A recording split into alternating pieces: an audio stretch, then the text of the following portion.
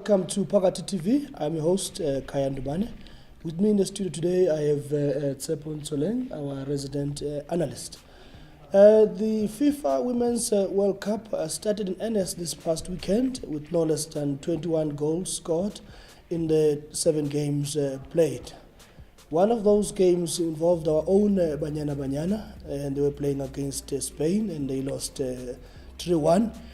Having opened the scoring through Tembe Kgatlana's brilliant goal. Tshepo, what happened to Banyana Banyana? Sure, Brake, thanks for coming to the show once again. To be honest with you, Brake, it was a very difficult game for Banyana Banyana. I mean, from the onset, we were under pressure looking at the way Spain played that match.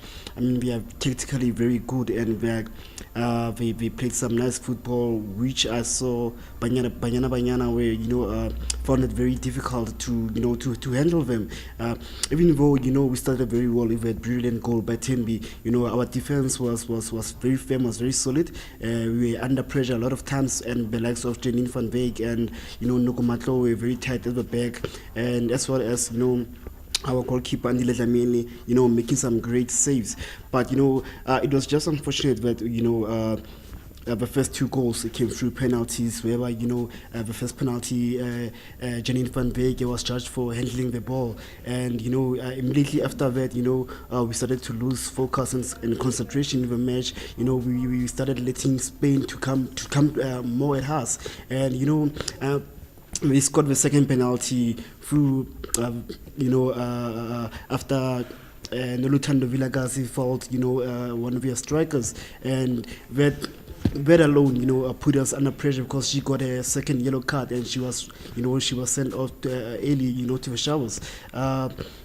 I mean, it was a very difficult match by K, and when I look at it, I have to give big ups to the Spanish, women's football. It's their second appearance at the World Cup, and I think they did very well because even their women's league, in Spain is growing, and I think that's why they played so well, and they are tactically, very good. Tshepo, do you think they will bounce back against China on Thursday? Because another loss could spell disaster for our girls. Do you think they'll bounce back? But I do believe we can bounce back, as long as they'll manage to play their own game and just focus on getting positive results on the day when they can get a win, get a positive result against China, because I think this game will be very vital for them if they want to see themselves going through to the next round of the tournament.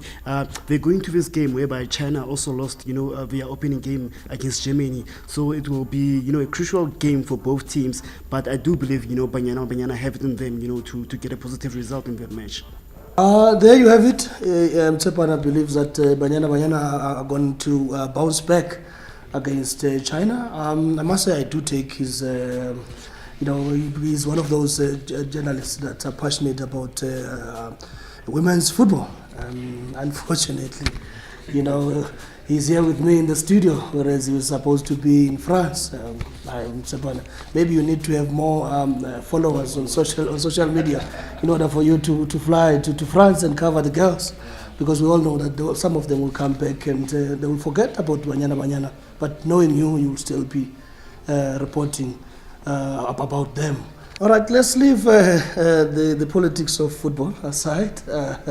Let's talk about Bafana Bafana and Tshepo. The final 23-man squad was announced by coach Stuart Baxter.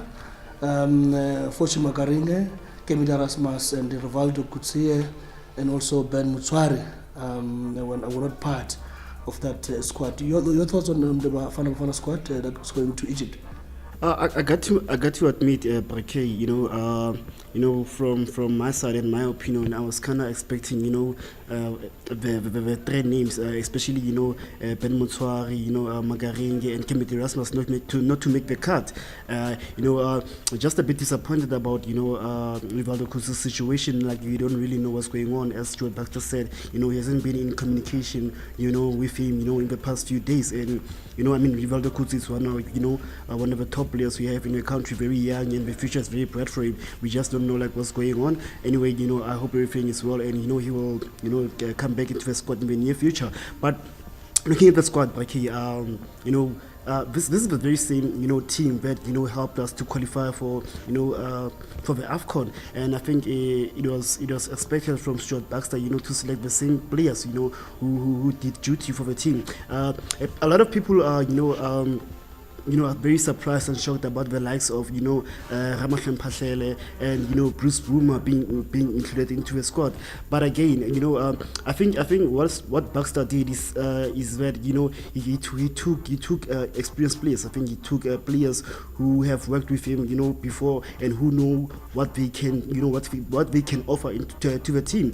And it was kind of expected to see those the 23 players in the team, and the likes of Ben Motswari, Fortune Magaringe, and Kemiti Rasmus, when I don't think we're ever gonna make the cut for the team unless there were maybe a serious injury to some players. But anyway, for me, I saw it coming. He says he saw it coming. On my side, one disappointment was the exclusion of Luther Singh, because Stuart Baxter told the boys that if they do well in the COSAFA Cup, they will get a nod. And he's one of those players who actually, in my opinion, raised his hand, and maybe he can consider himself unfortunate not to make the AFCON squad for Egypt. But as usual, you can have your own opinion on today's topic or any other football-related matter on our social media platforms. On Twitter, it's at Pagati. On Facebook, Pagati. Until next time, enjoy the beautiful game.